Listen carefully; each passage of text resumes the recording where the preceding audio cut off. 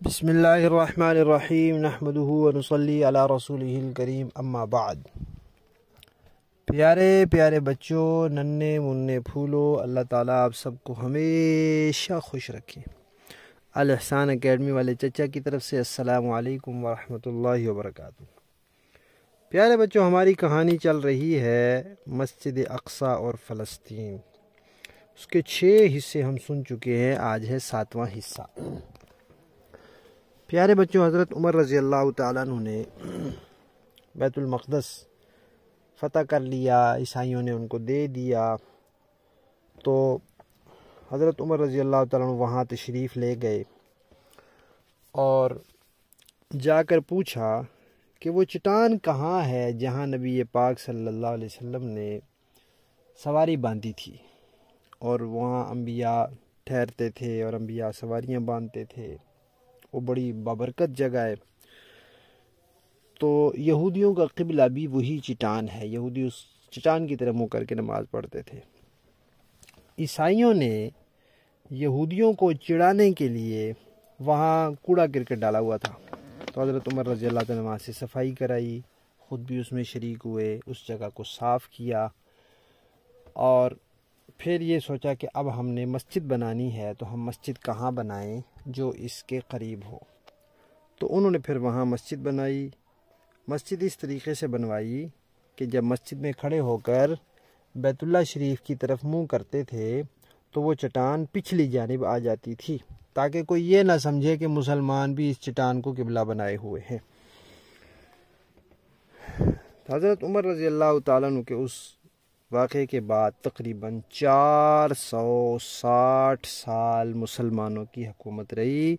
مسلمانوں نے کسی کو تنگ نہیں کیا، عیسائیوں کو نہیں مارا، ان کے مال نہیں چھینے، کسی کو قتل نہیں کیا، کسی پر ظلم نہیں کیا۔ یہودی بھی آتے تھے اور صرف وہاں آ کر جو ان کی وہ عبادت گاہ تھی، مقدس جگہ تھی، وہاں آتے تھے اور اس کی زیارت کرتے تھے اور چلے جاتے تھے، مستقل ان کو وہاں رہنے کی اجازت نہیں تھی۔ پھر اللہ جانے کیا ہوا کہ عیسائیوں کو شرارت سوجھی، حالانکہ عیسائیوں نے تو خود ہی کہا تھا کہ ہماری کتابوں میں لکھا ہوا ہے کہ آخری نبی آ جائیں گے تو پھر ان کا حق ہوگا، لیکن پھر ان کو شرارت سوجھی تو انہوں نے پھر وہاں حملے کرنے شروع کر دیے۔ پیارے بچوں، آپ مسجد اقصی کی تصویر دیکھتے ہیں نا، تو وہاں ایک سنہری رنگ کا، زرد رنگ کا گنبد بنا ہوتا ہے۔ یہ گنبد حضرت عمر رضی اللہ تعالیٰ عنہ کے دور کے بعد ایک خلیفہ تھا، عبد الملک بن مروان، یہ اس نے بنوایا تھا۔ تو اب عیسائیوں نے جب حملے کرنے شروع کیے تو انہوں نے پھر وہاں قبضہ کر لیا، اور پھر مسلمانوں نے جہاد شروع کر دیا، کیونکہ بیت المقدس اب مسلمانوں کی جگہ ہے اور اللہ تعالیٰ نے مسلمانوں کو دیا ہے، وہ مسلمانوں کے پاس سب نبیوں کی امانت ہے۔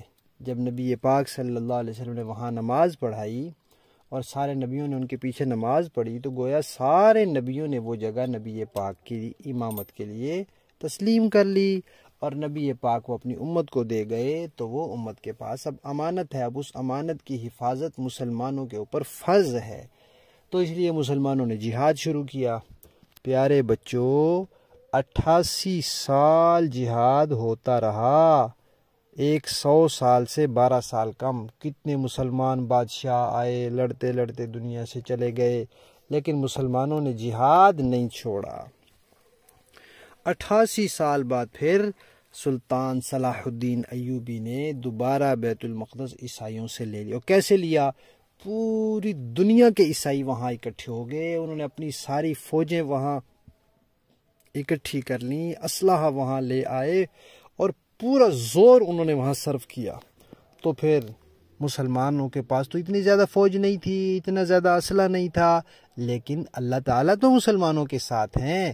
جب مسلمان اپنی طرف سے پوری کوشش کر لیتے ہیں اور جہاد کے لیے نکل پڑتے ہیں تو پھر اللہ تعالیٰ کی مدد مسلمانوں کے ساتھ ہوتی ہے۔ تو اللہ تعالیٰ نے پوری دنیا کے عیسائیوں کو تھوڑے سے مسلمانوں کے ہاتھوں شکست دے دی۔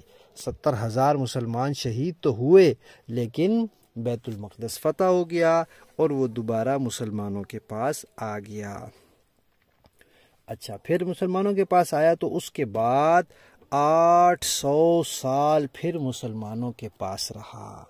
پھر جب مسلمانوں کے پاس رہا، پھر کسی کو کوئی پریشانی نہیں ہوئی، مسلمان کسی کو مارتے نہیں تھے، قتل نہیں کرتے تھے، ظلم نہیں کرتے تھے، کسی سے زمین نہیں چھینتے تھے، کسی کو پر خام خواہ پابندیاں نہیں لگاتے تھے، تنگ نہیں کرتے تھے، مال نہیں لوٹتے تھے، کچھ بھی نہیں کرتے تھے مسلمان، اس لیے کسی کو کوئی پریشانی نہیں تھی۔ تو پھر کیا ہوا؟ پھر انشاءاللہ ہم کہانی کے اگلے حصے میں سنیں گے۔ ہماری کہانی مسجد اقصی اور فلسطین کا 7واں حصہ ختم۔